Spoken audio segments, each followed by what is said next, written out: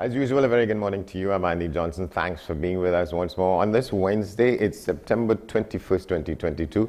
This is the AM Prime. Let's tell you what's going to happen in the next hour and a half or so. We will be talking with Dr. Sean Ned. He's the chairman of the PDP, the Progressive Democratic Patriots, the party in Tobago that is in turmoil and confusion over what has happened between the Chief Secretary and the then Deputy Chief Secretary, who is the leader of the party. What is happening with the party? What is happening with their performance in the THA at the moment? We will hear from Dr. Sean Ned, who had taken a position early in the week.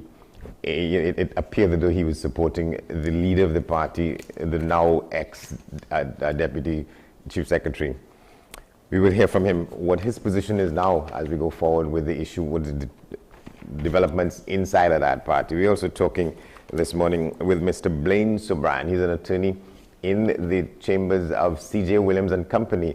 That is for an update on the incident, you remember, in February of the killing of the Venezuelan baby, 11 months old, 19 months, I'm sorry, old, shot in an incident with the Coast Guard.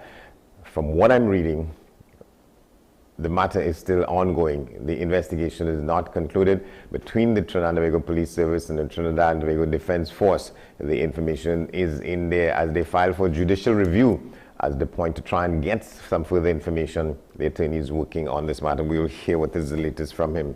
We're also talking with Mr. Paul Daniel Nahus. He's a law enforcement consultant and a combat specialist. The issue is about what happened at the Pennywise outlet in Laro, Maine. A couple of days ago, 2 security guards were murdered. The 4 persons who attempted the robbery at that store shot dead by police. Lots of reactions to it. We're talking now with Mr. Paul Daniel Nahus about it. Good morning, sir. Hi, good morning.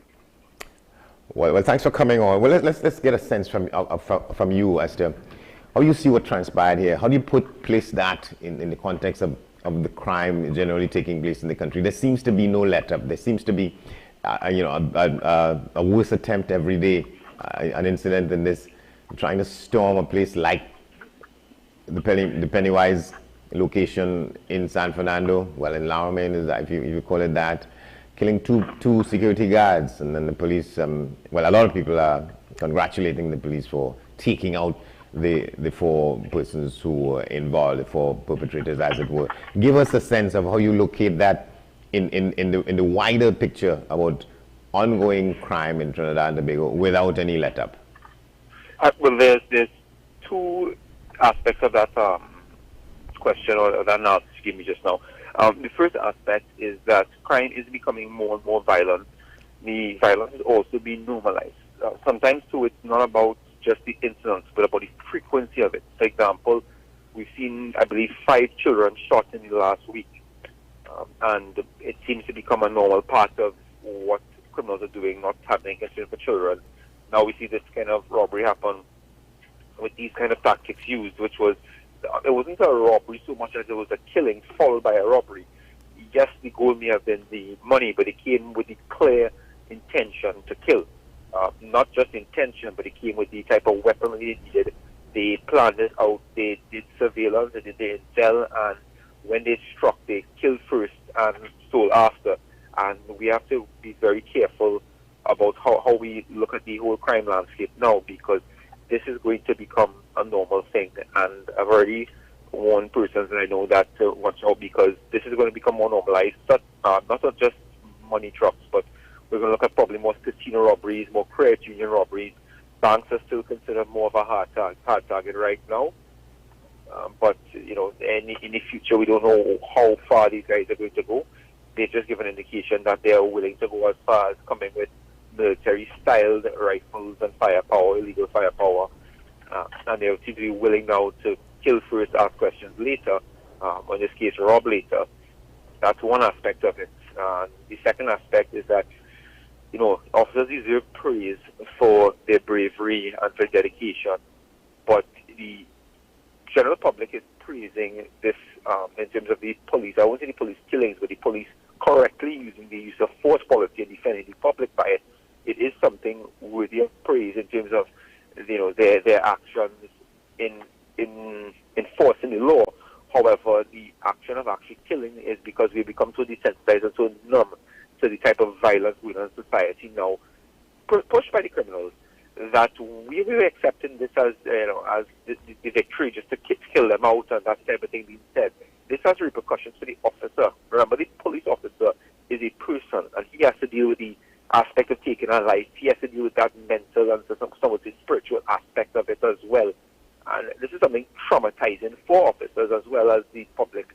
And this, where have we reached now? And we've reached a stage where, by this type of war zone type violence is becoming normalized. And on that note as well, the persons involved in, or persons around the robbery, I should say, the persons that witness the gunfire, witness the murders, witness these things, these are people that are traumatized and that carry this trauma through society. It's really going to have, it's had a negative impact over the years. It's going to have even further long-term implications for civilians and for officers. Well, I think it's interesting. You are known as a law enforcement consultant and a combat specialist, but you raise the issue about the effect of the actions on the police officers, those themselves who took these 4 people out. A lot of people have been calling for that kind of response from law enforcement, but you say there are sort of psychological and feelings issues involved by people who are even trained to do that. So just talk a little bit about that and how that figures into the picture in the face of people's calling for more action like this, because there are people who are celebrating, because this is what they want to see. They must celebrate, because what are we faced with every day? We are faced with these persons these criminals who don't care. They are murdering, they are going about their criminal activity seemingly without consequence. The justice system is failing us as well, and every aspect of it seems to be failing us. So what is the solution now is we are looking at, all right, police officers that will go and again, I wouldn't say kill criminals so much as apply their use of force policy, because they didn't go out there, okay, to kill these armed and dangerous criminals. They went out there with the intention of bringing them to justice, of enforcing the law, and they were met with deadly firepower, so they had to respond in time. So I would say the police were acting within their legal authority, and even acting in that legal authority, okay, they killed them, and people are praising them, and again, the officers should be praised for their bravery and action. But this has effects. People are just fed up right now, and they're just accepting that, all right, kill them out is the acceptable response now. Because what else are we going to do?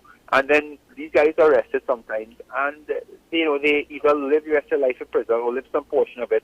They continue acting their criminal activity in prison, making their calls outside, living their own life there, or they come out on bail and for years they're outside, case never called, case fall through, whatever the case is. The thing is, if they survive, the criminal activity just continues, and the population, I think, is just quite fed up of it and accepting any answer at this point in time.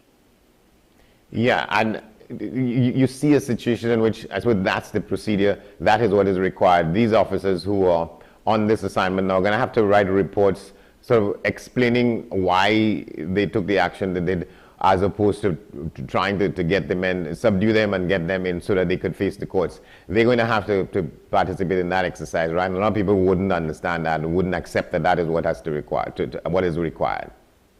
Yeah, there's going to be a lot of people involved in that. Now they're going to write their reports. Also, too, it's frustrating for some officers in that they're in the right, but then they have to nerve-wrackingly do reports and be so meticulous, because they can describe what went on, and if they describe it in the wrong way, they can end up in trouble. So that's another aspect of law enforcement that the average citizen doesn't see following these kind of things. Also, there's another, I could speak from another perspective of having been the person consulting on their arms, ammunition, and involved in those exercises in terms of the equipment, whereby now all weapons that were used in that shootout now, all legal weapons by the TTPS, will now be marked to go for investigation and so on, which is what you're supposed to do. They will put that aside with the ammunition, with the weapon and the condition it was in and that kind of stuff, and that has to go for investigation. What that means as well is that every weapon that was used in that shooting, every legal weapon, will now have to go for internal investigation, which means it's not accessible to TTPS. So I would ask this as well, did they, as soon as that happened, contact the Armory in terms of their senior officers, and have they put things in place to replace those weapons in that division or with those units to make sure that they have the optimal amount of firepower? Because every time police get in a shootout as well, they could potentially diminish their own firepower through a bureaucratic investigative process that is not expedited usually. As a law enforcement consultant, talk about how do you come around to probably making these kinds of recommendations or recommendations for people to act and operate in situations such as this? Is this consistent? Is that action consistent with what you may have recommended in these circumstances? Also, so in terms of the weapon being made available to the officers, in terms of replace after shootings and so on, is that what you're asking? I didn't quite get you. What you said? Sorry, are you speaking to the police having access to a replenishment of weapons afterwards? Yes, the action taken by the police officers. Okay, in terms of those weapon systems, if that's what you're asking, because I wasn't hearing you too clearly. But in terms of when I was there making those recommendations, one thing I'd recommended was that actively, as soon as you, first of all, to have an extra cache of weapons to have to replace in case things are ceased in investigation in terms of legal weapons that the police have access to, as well as a quicker turnaround time for when weapons have, for example, let's just say you have 3 rifles or 3 submachine guns going to the armory, going to investigation. That request needs to be expedited each time to get 3 weapons, whether not added to it may not necessarily be added to the cache of weapons station, but temporarily given to them to boost the firepower, at least back up to the level it's supposed to be at until those weapons are done investigating, done running ballistics, and they come back, that temporary complement of weapons be available throughout DTPS. AR-15 rifles, what can you say about them? I can say that they are very effective. I can say that they are very deadly. They hold a massive range advantage over pistols. They hold a massive kinetic energy advantage over the pistols as well. They also have armor piercing capability. I won't go with all the ballistics in it, but when somebody hits with a rifle, it's much more devastating than with a pistol. A pistol is actually a very ineffective combat weapon overall. A rifle is actually a combat weapon. And also today, criminals have access to what you call AP rounds. People know them as green tips, black tips, these kind of things.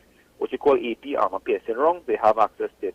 And had it been an armored vehicle in that, those AP rounds can penetrate some of the armor that we have rated, as well as those AR-15s, not even the armor piercing rounds.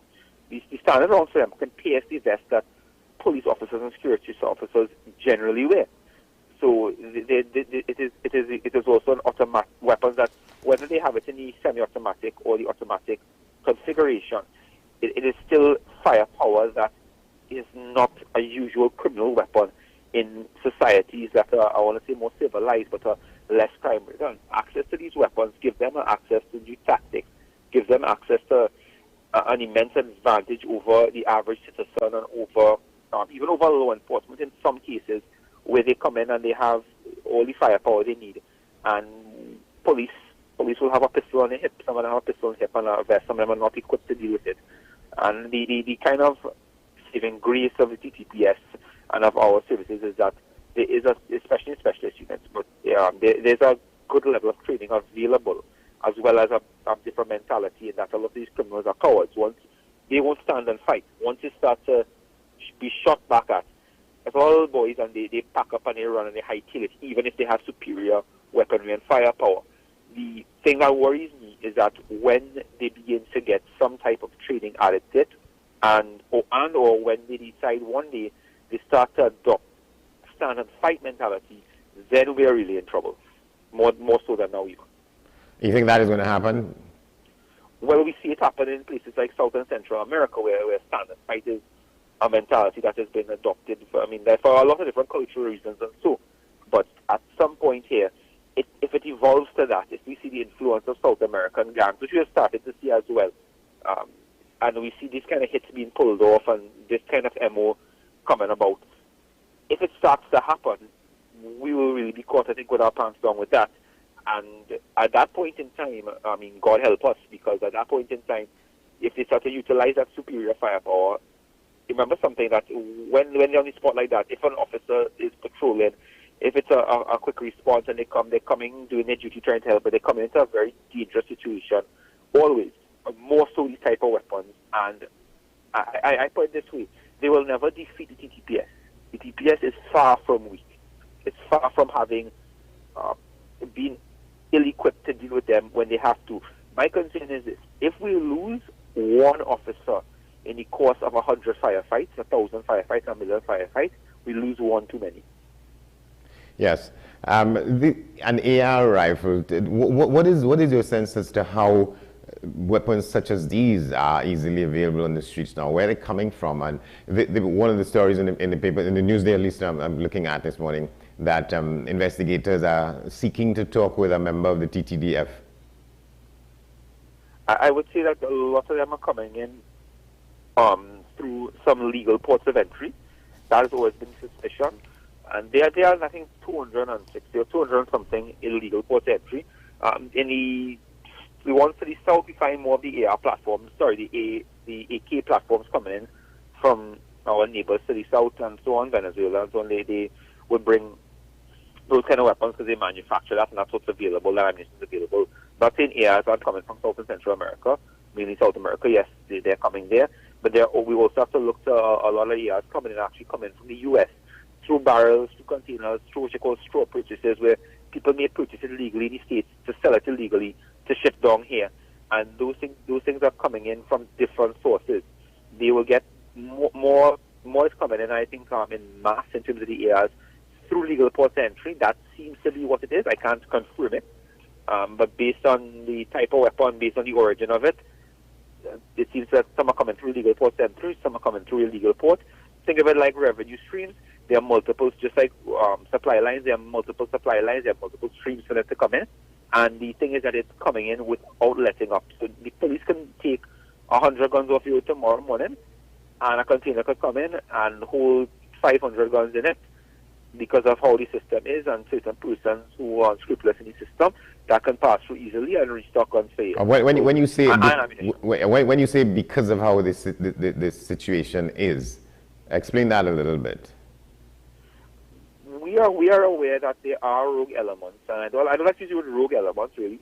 I like to say criminal elements, because when an officer of the law or the ports or wherever breaks the law, they are in fact making themselves a criminal. And there are persons involved in corruption throughout the system. We know this for however long in terms of that this happens. Measures are put in place to try and deal with it, but it happens in a manner that, I mean, it's like police officers or officers of the law or officers of the port who do their job.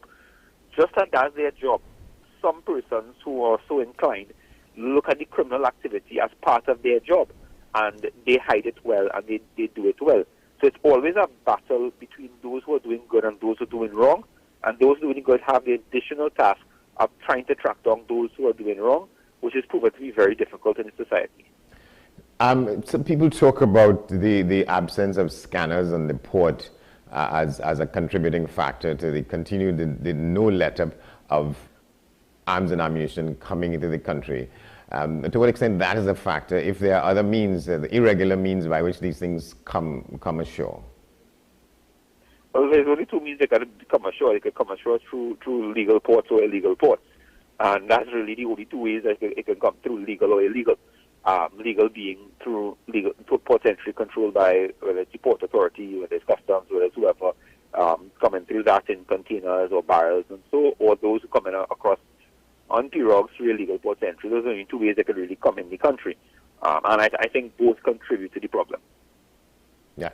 This exercise seemed to have been well planned by these perpetrators. So 5 of them, the money was being transported in an unmarked van, which would have meant that the organization, the supermarket, the business here, Pennywise, took precautions as to how it was moving, its resources, trying to avoid being made out. But apparently, this matter was executed on the basis of these guys having studied the movements to have intercepted the van where and when they did it. That is I like to say that in this scenario, that like is a strong word, but I like to say in this scenario that what killed these guys was intel. The criminals had the intel on the officers. They had the intel on what was going on. They had somebody feeding them information, and there was no counter surveillance put in place. There was no counterintelligence measures. For example, there was no team that goes ahead of them, in terms of making sure, like, okay, seeing who's looking at them, starting to watch their six, watching the patterns of people while they're collecting money, watching the patterns of those around them and how they're moving. There was no support team that could have assisted them. Now, and this is partly because as well in the industry, or a big part of the industry. One is planning, two is resources, because cash pickups actually are not very profitable for security companies. Most of them barely break even on it and just offer it as a service, the ones I know anyway. So counterintelligence and counter-surveillance could have saved them. Once they reached what you call the staging point of the ambush, that was it. They were dead on arrival there. There was not a survivable situation once that ambush happened. Once they reached that staging point, that was it for them. The criminals had intel, they had eyes on them, and then they came with overwhelming force, what you call violence of action, to kill these officers, to murder these officers. In the situation like this, and I want to point this out, that there's two ways of doing things. There's the overt way, big money truck, armored vehicle, and so on. Then there's the covert way, unmarked, what you call light-skinned or soft-skinned vehicles. Those are both legitimate ways, and they have their purposes. One is mobility, speed, and stealth. The other one is overt show of force. And I put it in a way that, for example, when police transport ammunition, usually they have an overt show of force. They will have the Guard Emergency Branch. They would have different vehicles come in, and all those vehicles are armored, right? So they're transporting arms and ammunition. But they make it overt sometimes, maybe with the sirens and these things. So there are different ways you can maneuver transport of anything. It is not an illegitimate way to transport it in these type of vehicles, because the big focus is being, well, look at the vehicle they had, they weren't equipped. Some people don't see the weapon systems. I mean, I had spoken with other specialists yesterday in this field, and they agreed in that no matter how well equipped these guys were, once they reached that staging point of the ambush, they were ill prepared in terms of backup, in terms of intel, in terms of counter surveillance. By the time they reached that spot, nothing could have saved them at that point in time. Even if they had armored vehicles, not saying it would have been a deterrent or so, but these guys have AP rounds, they have armor-piercing rounds available in their communities. They could have gotten that firepower off into the vehicle to a same or similar effect if they so chose. All right, there's one missing element here. There were 5 of them as assailants in this matter, those involved in the robbery exercise. 4 were killed. What's happened with the other one? I'm not seeing the reporting which says it was. I believe actually it was 6 persons that were marked in this, or 7. The police, if I'm not mistaken, have gotten the other 2 that survived. One being someone allegedly who was in another vehicle spotting the situation for them.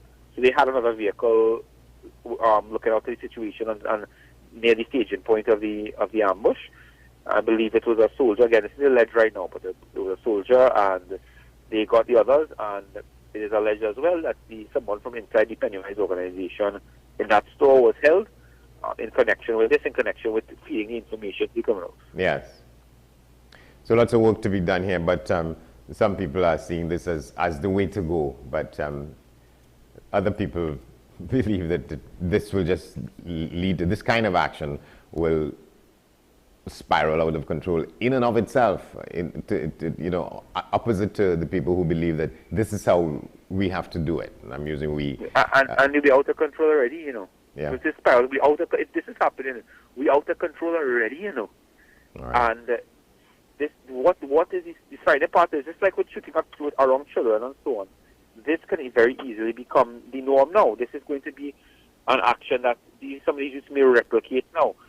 Happening once means it's out of control to me, but this is something signal to may start happening over and over. I don't think they don't care about their own lives in the first place, and the fact that the police were able to take swift action, which I commend them for, I don't think it will have as much a bearing as we suspect on discouraging this in the future. They've seen it, and it's going to start to be replicated, and we have to be on constant guard fit. But the reality is, at that point in time, without the counterintelligence and counter surveillance and these type of things in place, when they come to you in this manner, there's no chance you have.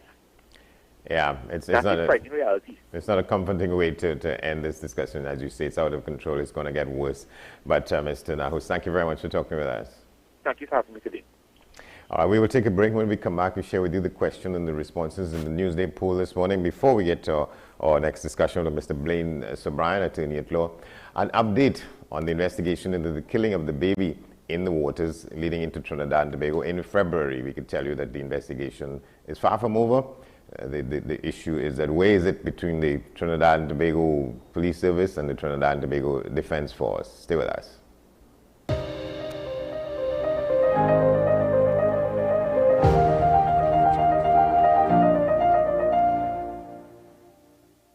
The Guide family has been serving TNT for over 80 years.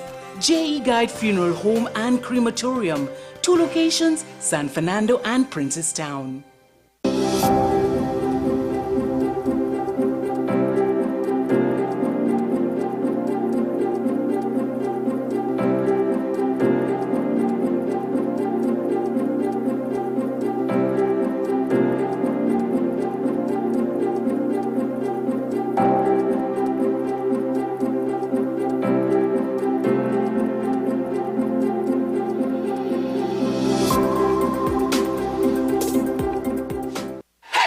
FanZone, your reliable, authentic supplier, has just gotten better. You can now visit our website www.fanzonett.com for your authentic wear and collectibles.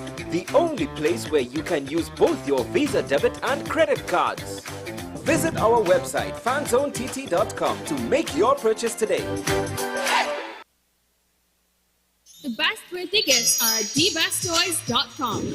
Shop for the best brands you love at the best prices. Like VTech, Leapfrog, Fisher-Price, Play-Doh, Hot Wheels, Barbie, Cocomelon, LOL, Baby Alive, Crayola.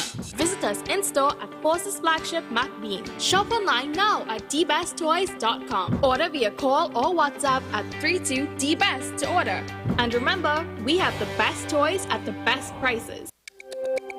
Every word, every line, every paragraph depicts a real moment in someone's life. A father, a sister, a mother, a brother.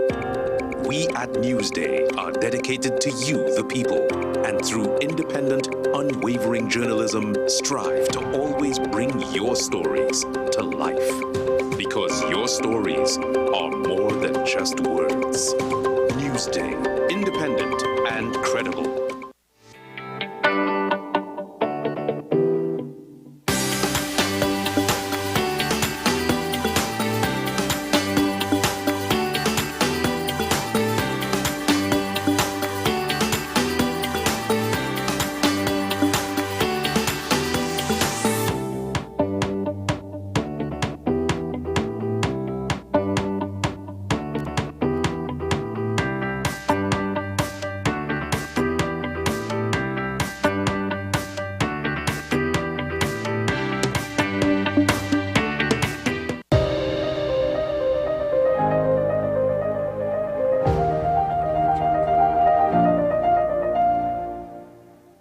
Welcome back to the program. Moments from now, we'll be talking with attorney Blaine Sobrine. He's the one on the case having to do with the investigations concerning the killing of the baby in the waters leading into Trinidad and Tobago in February. The shots came from the firepower of the Trinidad and Tobago Coast Guard, but the Trinidad and Tobago Police Service are said to be conducting the investigation. That's somewhere that needs unraveling. In the meantime, the mother of the child has been relocated to Canada through the auspices of the United Nations High Commission for Refugees. We'll get to that and related matters having to do with this case in a moment, but let's just share with you now the Newsday question and the responses. And the question was, with an explosion of gun crimes, should law be amended to remove bail or to dramatically increase the bail amount given to people on gun-related crimes? And one response is this: they should first stop the Syrians from bringing in the guns and giving it to the black boys. Well, that's a loaded kind of response, but that is what the person is saying here. Another response is this a joke? Were these cockroaches ever held? You have to catch them to deny them bail. A third response, importation of illegal guns and gun crimes have been an integral part of Trinidad and Tobago culture for decades now, even more than doubles, roti, rum, and carnival. And the final response, how about stopping the guns from coming in? Some very cynical responses, I would say. I'm not sure that addresses the matter, but that's how people feel, and that's how they express how they feel. With us now, attorney Blaine Sobrian. He's an attorney in the chambers of C.J. Williams and Company. He's the person watching the case having to do with the shooting death of this baby, 19 months old, in the waters leading into Trinidad and Tobago in February. As we speak at this time, in September, the investigations are still ongoing. There are stories or statements from various pieces of affidavits in this matter. As the attorney is representing the parents involved, try to get to the bottom of it. The question is that the investigation is being conducted by the Trinidad and Tobago Police Service. This is one of the responses from the officers at the Defense Force in the matter. A lot of this remains outstanding, and they decided to file a new request for information. They call it a judicial review. Mr. Sobrian is here to help us understand where we're at and what the situation is. Good morning, good to have you. Thanks for coming on. Good morning, Mr. Johnson. Thanks for having me.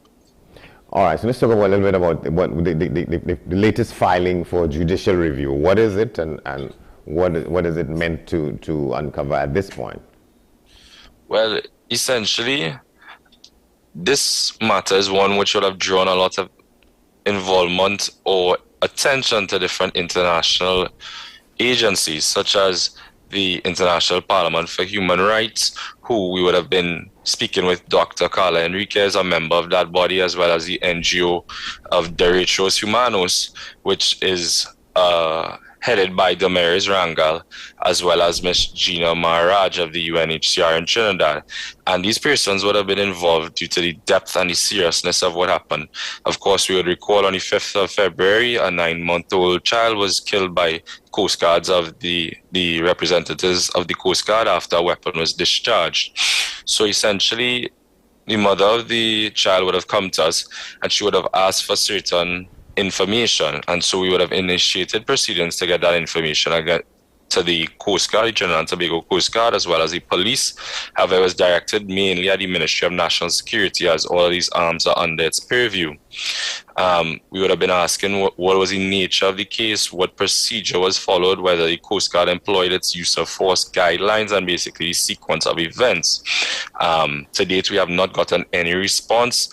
They have not acceded to our request for this information, which of course the mother is entitled to under the Freedom of Information Act. There was an indication on the 25th of May by the Minister of National Security and Parliament that there would be an exhaustive investigation into what took place. Of course, we have not received any word onto the status or the progress, or if that investigation has been completed. With the international partners we have been working with, they would have been trying to achieve certain things and get certain information from the national security as to the policy on migration. How does the country determine what a refugee is? At a point in time, there was a draft policy for determining this in 2004, however, it was never put in place. We wanted to also find out what really took place. Why was the firearm discharged? On what basis? And it is because of the fact that we would have received some information from numerous, I believe it's over 20-something witnesses on board that boat, which was very different or far and away from what was indicated by the Honorable Prime Minister Keith Rowley when the incident first took place. 27 people were on the boat besides those. Yes. Exactly. And well, I think it was 35, but we spoke to 27 persons. I believe that's what took place. Essentially, family has been resettled, but they are still experiencing a lot of trauma, which is expected. The mother would have PTSD. She would have had medicals done, and all of these things would be taking place. And the reason for this continued trauma, or part of the reason for this continued trauma, is that they have not been given any answers to date from the Ministry of National Security. Otherwise, the Trinidad and Tobago government and the nation should be treating these people as victims and offering them some bit of closure as to what happened. And simply just because it's a human thing to do, to lose a 9-month-old child is something I can't even begin to fathom what that must have felt like for them. And we seemingly have just swept it under the rug to speak, so to speak. Right, and the affidavit, and I was reading through last evening, dated 11th September 2022. The lady is saying here that she suffered from severe psychological issues as a direct result of the incident, and she suffered a gunshot wound to her shoulder as well. Yes. And the investigations are ongoing in September. That is the position. We have not gotten any further indication. We would have sent over probably close to a dozen letters, numerous letters to numerous arms, specifically the Ministry of National Security. We have not received any information about the status of the investigation. And yes, Ms. Sarabia would have had a very serious gunshot wound to her arm, which unfortunately was not treated so well as well. So she was suffering from that for quite some time. When I went and I saw her a few times, and the level of treatment she received was not adequate, in my opinion, my humble opinion. What is your sense about the length of time this investigation has been conducted? Is that normal, or if you want to hazard a perspective on whether or not this is a case of dragging feet on this issue, or it is so complex that it is taking all this time? And what are the implications of the fact that this thing is being drawn out to this extent? Well, for any investigation to be taking over 7 months, to me, that is quite problematic, especially into something as serious as the death of a child. And the implications being that there's no reasonable time frame would have taken place. She would not have received any answers. The country has no idea why this took place, as to if this may take place again, or essentially there's no accountability for what took place. We would have been asking for a progress update or a status update. We haven't received that. It's taken 7 months at least. We should have some idea of a time frame within which it will be completed. However, it's seemingly ongoing over this entire period. Yeah, and from some of the notes that I read through, the TTPS is conducting an investigation into the incident. That's what the TTDF is saying. So that the investigation is being conducted by the TTPS. I think I did some reporting on that earlier. Let's establish that. Yes. And in that regard, the TTDF is unable to make any determination until the completion of the investigation by the TTPS. Yes, that is the indication we have gotten. When we would have asked the Ministry of National Security certain questions, that is the indication we would have received, that investigations are ongoing and it's not within their purview. However, of course, it is, as anything concerning national security falls squarely upon the minister and the ministry. So essentially, that is the answer every time. There's an ongoing investigation, but we cannot get a time frame within which it will be completed, or even any indication as to what is the process being used, what are they focusing on, or anything to that effect. And ASP Carty is said to be the lead investigator. Have you all attempted to make contact directly with him? But also in some of the minutiae in the documents I was reading, there's a point there which says that the Ministry of National Security does not sign for the receipt of documents such as these. Yes, it will accept it, and they give you the assurance that they will pursue it, but they don't sign for having received anything. That's quite interesting. Yes, I think that was a minor point that particular agent of the ministry at the time would have just made that indication. However, we have had some difficulties in the past in terms of serving documents on the ministry just electronically. They would like everything printed out and presented to them, which in this day and age we would be putting forward isn't really so conducive, or it doesn't make sense. Everything is done over email. Everything's electronic these days. For us to print out hundreds of pages for each time we have to institute any actions, a little bit obsolete in my opinion. But that's neither here nor there. The major point is the investigation and what took place. We would have spoken to ASP Carty when the incident first took place, essentially just asking what was going on. He would have told us there's an investigation, and we would have just assisted him to speak with the family. That would have been the extent of our involvement. Apart from that, we couldn't try and meddle any further. It is an investigation that is still ongoing, and we would have helped him get in contact with her. And is it Ms. Yar Elvis, the mother of the child, or one of you from the firm who's making the point that you all have not been provided access to documents that you all requested? Yes, well, both we would be making a point. She would have been asking for answers. She had not gotten answers. Under the Freedom of Information Act, any person could make a request to any public authority for any public documents or anything essentially under its purview to get that information, and they're supposed to provide an answer as to if they are going to provide it within 30 days, and that has not been done. So we understand the law, but she understands what took place and what she is going through, and that is why she wants the information and why we are trying to get it. And is one thing if it was pointed to a reason why we can't get the information, but seemingly been ignored. No determination has been made. We have not been granted access to any information whatsoever or documents that we requested on her behalf. Yeah, and you're contending here that the respondent, in this case the Ministry of National Security, has failed to comply with Section 15 of the Freedom of Information Act regarding the provision of information in a matter such as this. Exactly. That provision is essentially the right that we all have to make this application, and we have to make the application under Section 13 of the Act, and it must be given within 30 days, as I stated, and essentially it's a right. If Parliament enacted this for a reason, which it clearly did, it should be complied with, and regrettably, that is why we had to come to the courts to seek some relief for this failure to accede to our requests.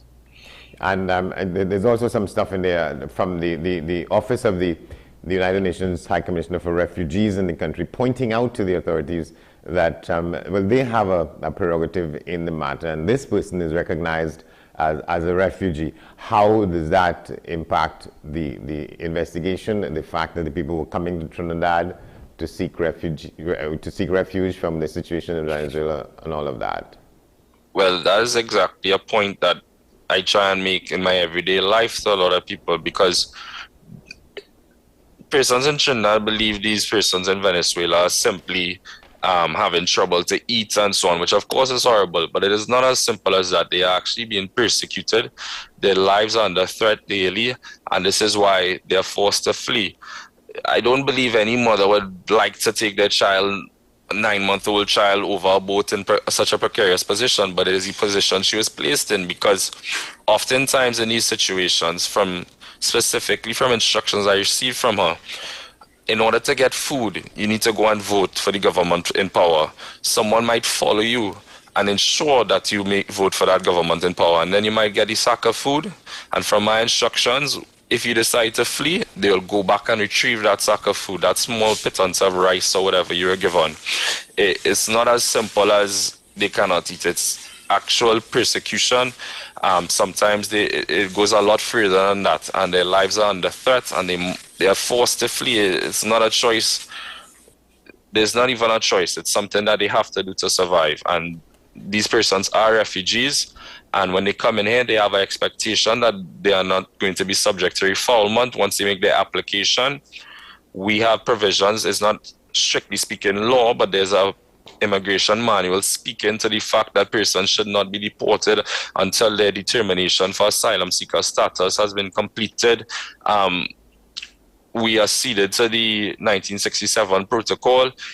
Of course, in Trinidad, we are a dualist society, so it needs to be incorporated into law before it strictly speaking becomes the law, but the country has never denounced its involvement or its obligations under the protocol, which includes ensuring that asylum seekers and refugees are not deported and that they are protected, and the ultimate goal is normally resettlement, which only occurs with about 1% of refugees, but which occurred in this particular case because of the circumstances and because of the fact that they are in fact subject to extreme persecution.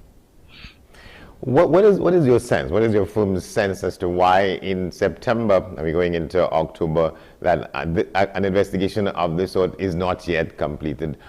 What is your firm's sort of view on that, and why should it be taking this length of time to conduct this investigation and to come up with some answers as to what went wrong, how and why? I cannot hazard a guess as to why 7 months has elapsed. It's 5th of February, the incident took place. We are now in September. I would not like to cast any aspersions, but that length of time is telling. There's a tendency in Trinidad, not speaking specifically about this occasion, where serious things take place, where persons are injured, where serious abuses of rights take place, and we all get an uproar for a few weeks, and it's on the front page of every newspaper, everyone's concerned and so on, but then something else comes along and it continues in this way, and there's a cycle of that in the country that I've noticed.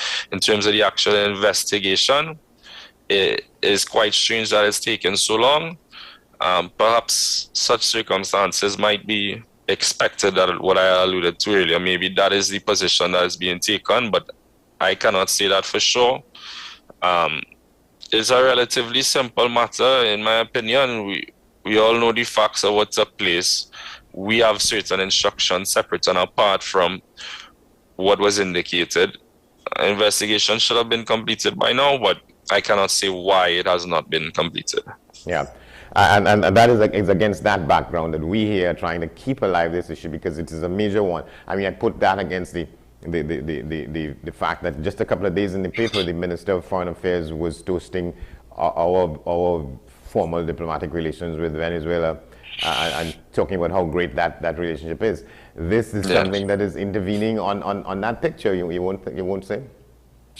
Yes, definitely, because whenever deportations or repatriation exercises are taking place, it is we consult with the Venezuelan government. There's some sort of back and forth. It's not simply we're sending these people back. And those are also questions that need to be asked in terms of what is the procedure really done? Why are certain persons sent back? What investigation has taken place in terms of their particular cases? And also simply, there's a boat taking these persons back every time. Who really owns this boat? Who is benefiting from basically this mass deportation that's taking place on a yearly basis? In addition, persons must report to the enforcement unit of the Ministry of National Security, or Immigration Division, on Henry Street here numerous times a week, sometimes every week. And sometimes persons need to pay a bond to stay in the country. What happens when these persons are deported? Who keeps this bond? There are hundreds of thousands, or at least tens of thousands of Venezuelan nationals seeking refuge in this country, and there are implications as to how we treat them, and there's a backdrop that we must, or context that we must examine it in terms of the bigger picture. What is really taking place? Why are certain things done? Why are certain things not done? And essentially, why are we treating persons in this way? Right, and we want to end on this note here. Again, a statement from the document, the affidavit. The respondent and the intended defendant in this matter has failed to comply with Section 15 of the Act, and has also failed to provide a response made in the time frame authorized by the Act. So that this is a declaration that the respondent, the interested parties in here, from whom information is required, has failed to comply with that section of the Act. There's no question about it. That's what you're saying. Yes, that the Act provides, once a request is made in the prescribed form, which it was made, 30 days after that, or as soon as practicable, they need to either accept or refuse, or if they refuse, provide reasons as to the refusal. Thereafter, once that 30 days passes, you are permitted to make an application under the Judicial Review Act. After 3 months after that, those 30 days, essentially questioning why this was not done. Of course, our application was a little bit after that because of the circumstances, everything that Ms. Merlo would have went through. But the effect is the same. A request was made under clear law. The law has not been followed, and that is why I'm here, and that is why we had to go to court to just try and seek answers for this grieving mother. Mr. Sobrian, thank you very much for talking with us once again on this issue. Thank you very much, Mr. Johnson. Thanks for having me. And we will keep a focus on it as we go forward. That is our intention, to break that cycle of things happening, flaring up, and then we don't hear anything about it and we forget it for long times in the past. Just as we head up to the top of the hour, let's just take a first look around the region. We go to Guyana. News Source Guyana is telling us about a woman from Haslington who was arrested for cocaine trafficking found in snack packets. A 59-year-old woman from Haslington on the east coast of the Marara was arrested by Kanu on Wednesday after she was busted with more than 24 pounds of cocaine in several biscuit packets at a Cherryjagan airport. The suspect, Unique Sunshine London, was an outgoing passenger at the airport on Wednesday, destined for the U.S., when she was held. The Kanu agents became suspicious after noticing a large quantity of biscuit packages in the woman's carry-on luggage. Additional checks of the packets revealed that they were all full of cocaine and not tea biscuits. London was immediately arrested. Kanu said all of the substance in those packets tested positive for cocaine. The total value of the 24 pounds of cocaine is close to 12.3 million Guyana dollars. The woman appeared in court this morning and was remanded to jail after pleading not guilty to the charges. Her next court appearance will be in the month of November. Well, that takes us up to the news time now. We take a break for the news. We'll be back just after that. Stay with us. This is AM Prime on this Wednesday morning.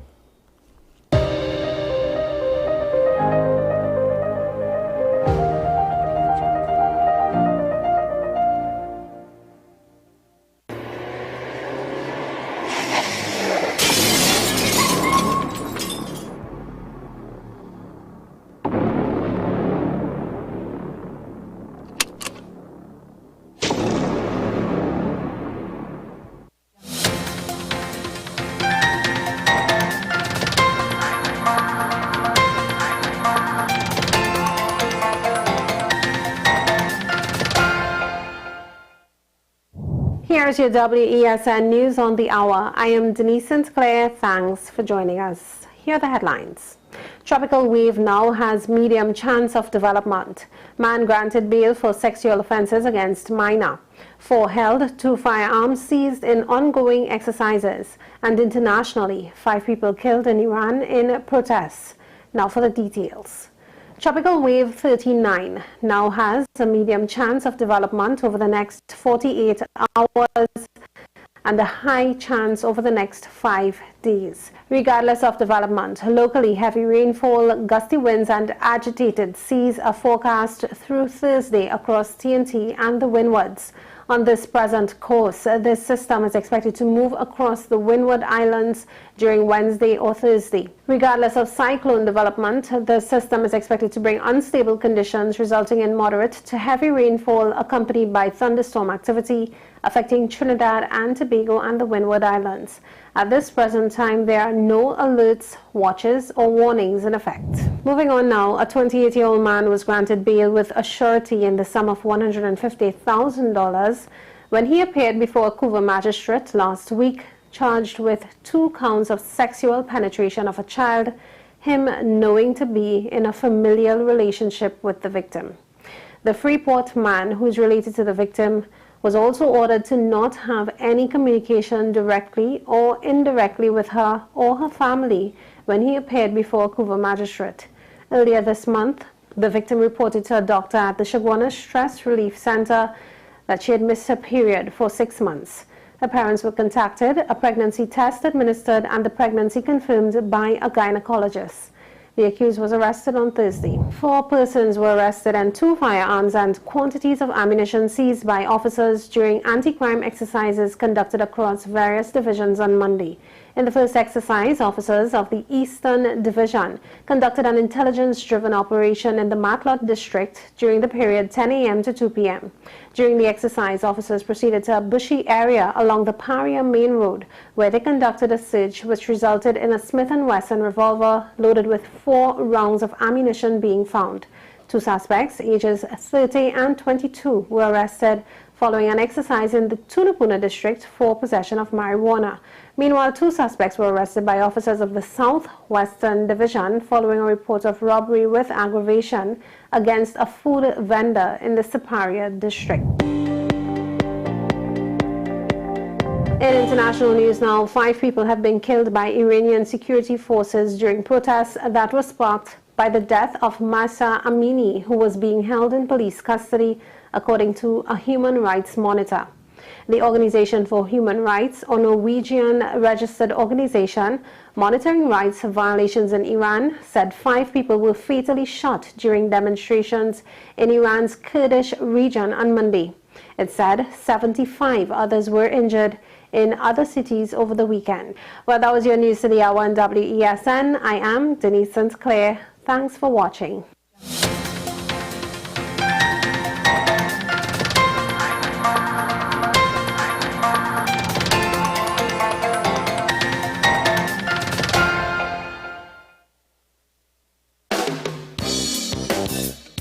Chantwell Vibes, a musical tribute to Andre Tanker, Saturday, September 24th, 2022, Central Bank Auditorium. Showtime, 7:30 p.m. Featuring 3 Canal, Mavis John, Ataclan, Empress Ajay, Stacy Sobers, and panist Natasha Joseph. Tickets $300.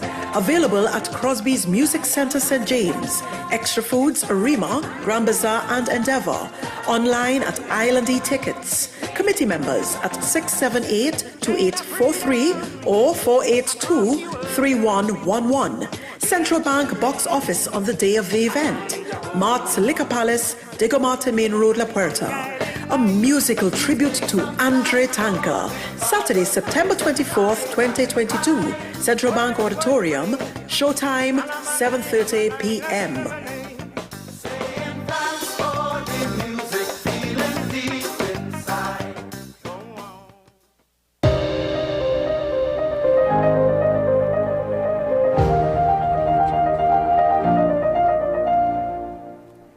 Welcome back to the program. We're talking now with Dr. Sean Ned. He's the chairman of the PDP, the Progressive Democratic Patriots, the party that is in some kind of a turmoil as it continues to share, well, to have the better part of the arrangement at the Tobago House of Assembly.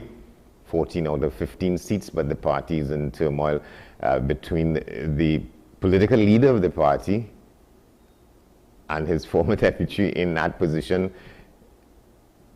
the chair of the THA, Mr. Fali Augustine. Into that sort of mix, Chairman Dr. Ned issued a statement a couple of days ago in which, certainly in my perspective, he was taking the side of the leader of the party and calling on Mr. Augustine to do the right thing, as those are my words, and try and mend fences and make apologies to the leader of the party. Is that correct, Dr. Ned? Good morning. Welcome to the program. Good morning, everyone. Good morning to your viewers. All right, so to your question. The statement was made in accordance with the constitution of the party. What we have is a very clear structure regarding the political leader and the deputy political leader. The deputy political leader serves at the pleasure, really, of the political leader and is appointed. This is not an elected position. The purpose then for the release was because of the hemorrhaging of the party's integrity and image in the public. You may have a concern about the political leader, but what we began to see was a back and forth of our very two most prominent members of the party, and that cannot stand, especially as a chair and executive members. We have to put a stop to some of these things, right? The message basically is a call to stop that, to stop the back and forth in Trinidad as well. And that is what actually occurred. And from there, we expected to have more conversation and handle our matters in-house. That is the way in which things should have been done. It was not a statement on what was going on in THA. That's important, but wasn't our concern. Our concern is to make sure that the integrity of the party is maintained, and the hierarchy of the party is very clear. If it was that Fale Augustine was the political leader, then the language would be the same, but the names would have been different. That's all. So that is the approach and the rationale behind that. We need to maintain the integrity of this party because this party is strong, and we have other things that we need to do in this space, both in Tobago and to prosecute what we wish to see going on in the space of Trinidad and Tobago. All right, I want to come to what you say as the strength of the party and all of that, and going forward. But I just want to clarify that in that statement that I read in the paper, I'm not sure to what extent it captured the spirit and the essence of what you were saying. But you seem to be saying to Mr. Augustine that he should listen to and take guidance from Mr. Duke in the circumstances. Was that the point you were making? That Mr. He should recognize that Mr. Duke is the leader of the party and that he can't be feuding with him in public and so on and so on. The second part, yes. Right? And the first part, I can't speak to that because that was a matter dealing with the THA. Of course, at the time, it was a follow-on from the incident in New York City. Right? And that is a matter of the THA to handle. But as it pertains to the party, what we clearly saw was the close proxy to the political leader going up against the political leader in a very public way, with further threats on top of that. And, we have to put a stop to that. That shouldn't occur with any party. You must respect the position of any, the highest position in any group. Because, of course, if you don't do that, you allow for confusion and, in a way, a direction that is not good for the group. Usually, in the space of Tobago, that means the destruction of parties. And I am not going to be a party to that. So what we have to do is stop that and begin the process of healing and refocus our attention to the bigger issues. I would agree with the chief sec that, you must continue, but the party also has to continue as well, right? And the party has its own role to play in the space of Tobago and the space of Trinidad and Tobago. How wounded you think that this incident has left the party, or do you think that the party is wounded at all? Well, the acknowledgement of the issue is that word wounded is very heavy, right? What it is that we're simply dealing with teething issues. Every party has to develop.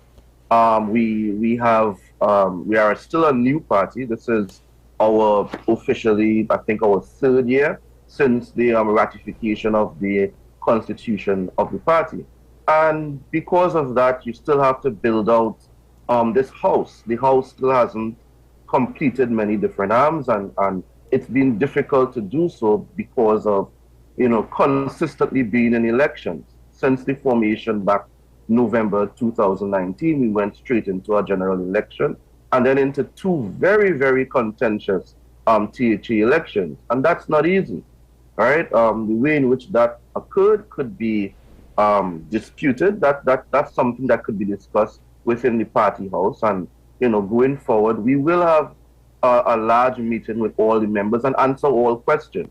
right? But, in terms of the party, we are doing the normal thing. We are developing. We are fixing our problems. We are developing ourselves, right? We still prosecute our vision, our aspirations in the public space. And once we keep doing that, this party will continue to grow and be, in fact, the third largest party in Trinidad and Tobago. And we expect to go beyond that, right? So that's the status as we see it. Yeah, and so all of that remains intact because you talk about the sort of movement forward and the growth of the party and in people's imaginations and so on. So you move from a situation in which one election you got a tie with the other side, 6-6, and against the thoughts of a lot of people. You improved on that significantly. So you come back when the districts were expanded from 12 to 15. A lot of commentary was that was fixed in a way to favor the PNM, but it turned out the flip side of that, you end up with 14 out of 15 districts. And that's the position that you're in now.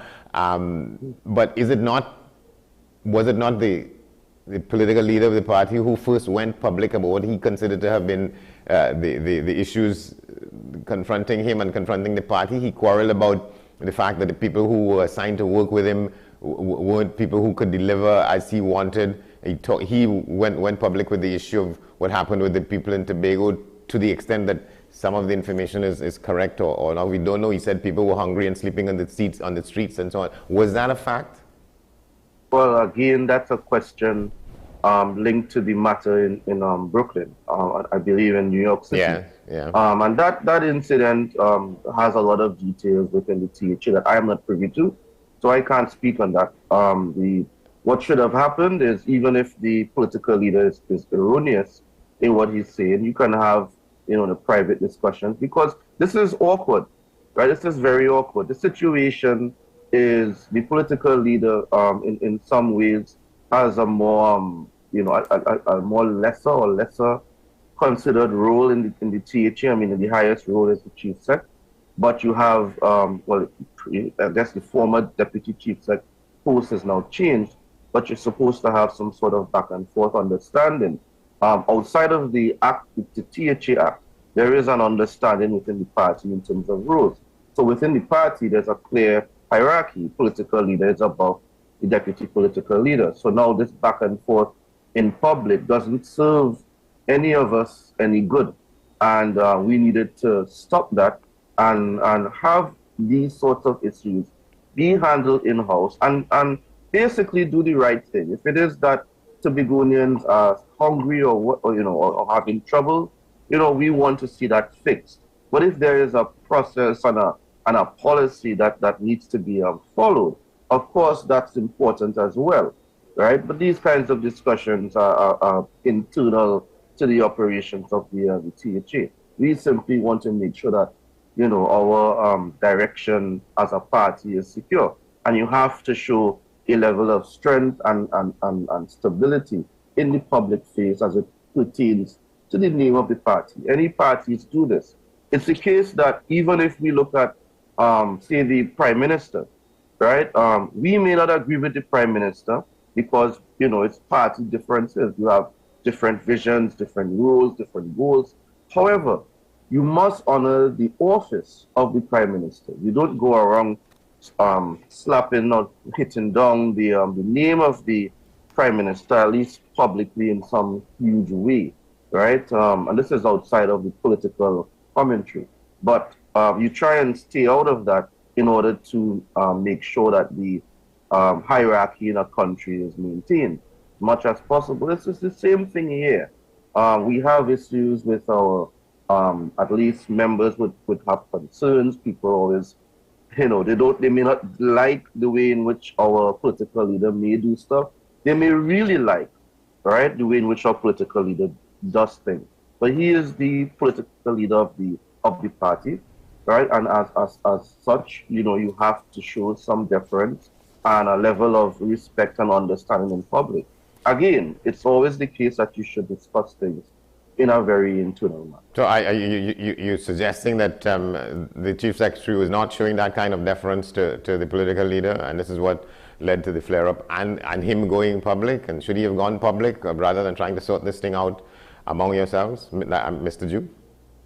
So again, the main thing is the facts are that it did not happen, right? The facts are that there was a back and forth in public, and that's all that mattered, right? That needed to stop, and that was the point of the release, to stop that, to stop the issues showing some sort of back and forth with the political leader and the DPL, and to bring persons to the table in order to try and attempt to fix the problem. That's it. One of the issues he raised, that is Mr. Duke, about contracts that were being given out, and he was making the point that, talking about the fact that contracts that he was looking at were being given to contractors in Trinidad as opposed to in Tobago. But there's a counter-narrative to that I've heard people talking about, the fact that in some cases the contracts that are being given out and the contracts that are to be given out have to be given to persons who are assessed as being able to do the job and to deliver on it. And in some cases, you don't find that kind of depth in Tobago. So some contracts, the nature of them would go to people in Trinidad. Is there a position? Is that one of the issues that when you all sit down to conference on what the issues are will be addressed and how that will be addressed? Well, that's again internal to the THA. I am unaware of any of the information regarding contracts. The best persons to answer that would be the chief sec directly or the political leader who would have made the statements. And the question of the resignation of Mr. Duke as Deputy Chief Secretary, in a context in which he made certain statements about Mr. Augustine. Mr. Augustine now is talking about taking legal action for feeling libeled by some of the things. How is that helping? Again, that's something that two must answer. I believe in the statement, my name was mentioned for receipt of a pre-action protocol letter. So if that's the case, then we'll review it. I would just note that to members, the way in which we handle our problems, the way in which any group handles their problems, is to come to the table and have a discussion and try and resolve the issue. And that's the direction in which the executive of this party will go. We will bring these matters to our membership, and we'll resolve it. And once we come to some level of accord or at least an understanding, we continue. We have the business of Tobago to deal with. It's extremely important, especially given the fact that the budget is about to be released, the amounts that we're supposed to be receiving, the fact that there's the autonomy bill again, this political football that Tobago keeps dealing with. It's back in the public fore. That needs to be reviewed. There's just a lot of things going on that makes this into more of a distraction. And the main thing is that the party is stable, the party is here. We continue to act on behalf of our members, on behalf of the people of Tobago, and we'll just simply continue doing what we're supposed to do. So it's not correct for anyone to assume that you are on one side of this matter or the other? I'm on the side of the party. It's very simple. I've always been the case. As a founding member of this party, I've always been in league and discussions with all the faces that you would see across PDP, even on your channel here. We all have worked together. We understand each other, I would like to think. And, the intention is to make sure that the goals we all signed on to, the fact that we all agreed to the constitution of this party means that the intention is to work with one another. So if we use that as our connecting point, I think at least on a professional level, we can all work with each other. I believe we would have developed a bit more past a level of professionalism. But, the things can escalate. People, when they become very close, when something wrong happens, a large schism may happen and it gets blown up out of proportion in public. So my stance is always to say that the party needs to stick together. right? We need to be able to work with one another, if at least at a professional level. Where are you on that aspiration, on what, as we speak this morning, the question of the parties sticking together? Right, well, there's no change. This is just part of the operations of any party. The discussion doesn't seem to be held with any other party. The only reason those kinds of questions are asked is because Tobago has an unfortunate reputation that once people who are leaders of parties fall out with anybody, the next step is to dissolve a party. That is not our aim here. Our aim is to become a very long-lived party. I mean, I can use, for example, in the PNM, at least the Tobago branch of the PNM, we would have seen major changes, and there's no question regarding if the party is about to break up, right? It's just, the anti-PNM groups seem to keep doing this. We recognize that what keeps a party together is actually its structure, its ability to communicate with the public, right? And its ability to showcase that it can fulfill its mandate. Right now, we are doing that with the THA, right? But the party itself has its own role to play within the public sphere and to continue prosecuting its aims and goals outside of the THA. And that includes the parliament in Trinidad, dealing with the diaspora in other countries, foreign direct investment, even working with the central government in a more informed way, in a more direct way. So there are a lot of things here that we can discuss, and a lot of goals for the party that are still in play. And, right now, this is mainly a distraction for right now. It's not something that is going to destroy this party, right? We have to think beyond people and understand that there are larger goals, and there are many people who have been involved. I would have worked extremely hard to make the party come to this point as the person who would have developed the constitution for the party. So I don't want to see this party go down in flames. I would like to work with everybody, right, and make sure that since we all agreed on a certain direction, that we keep going in that direction and make sure we make that the persons who would have signed on to this party understand and appreciate that they are in a very good thing, and we will continue to keep it so. So is that the case? What is the position from your position as chairman in bringing the parties together, the individuals and other people outside of who are in the spotlight, to regain the position, the solidarity among you all in the leadership of the party? What's been happening? So that is not a public discussion. That is something for our membership to handle. Like any party, so is it happening? Well, as I would have given information on that publicly, we intend to have a large party meeting. We are in talks within the party in terms of the executive to determine the exact timing and next step, right? And then we come to our party members and we bring the matter to them, have a full-on discussion about not only this matter, but other things going on in the party. And we continue the business of running the party. All right, Dr. Ned, thank you very much for talking with us. Thank you. And just before we go, we ask you to watch this. This is, you remember the young lady who spoke so glowingly, so brilliantly, so movingly at the inauguration of the Biden presidency in 2020.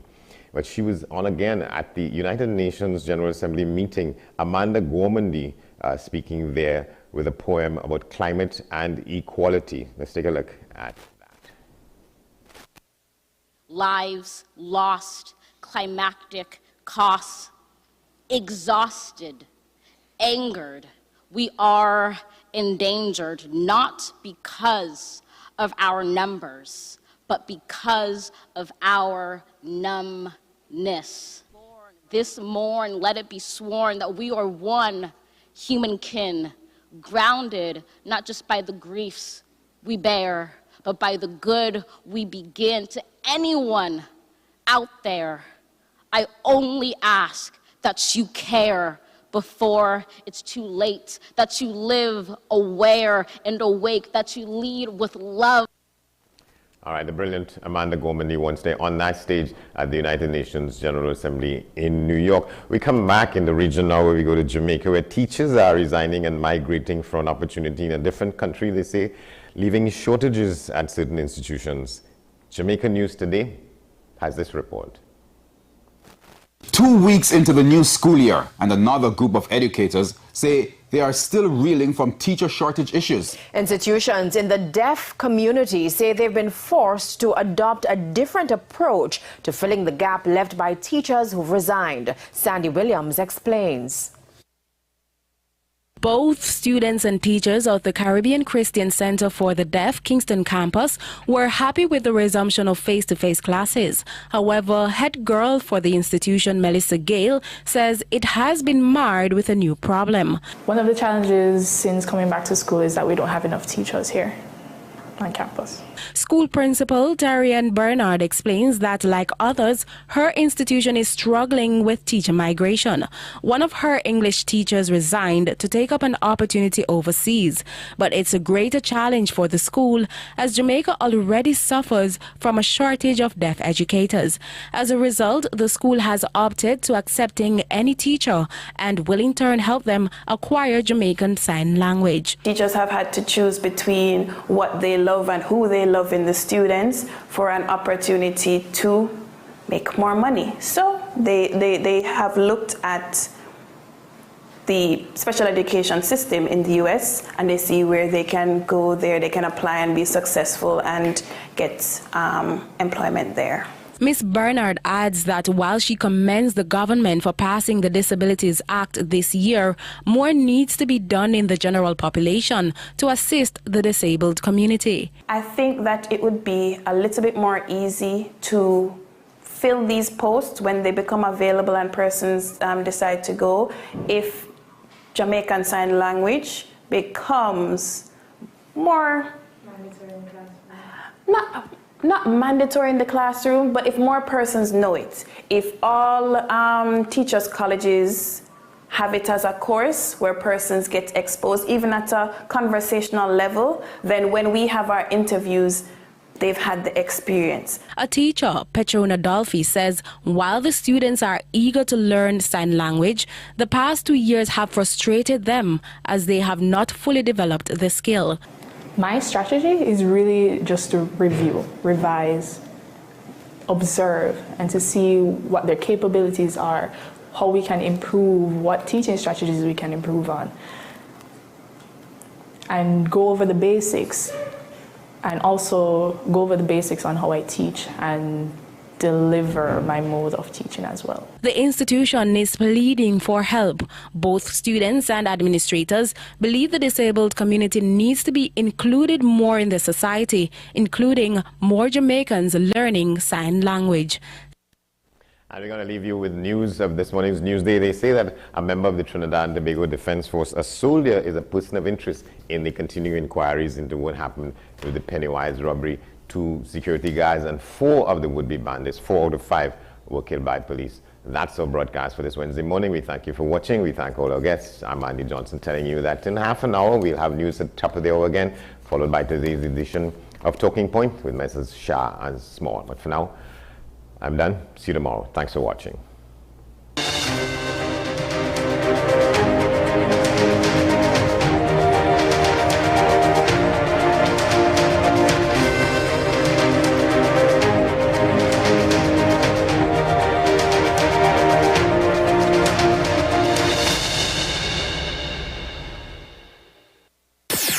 WESN.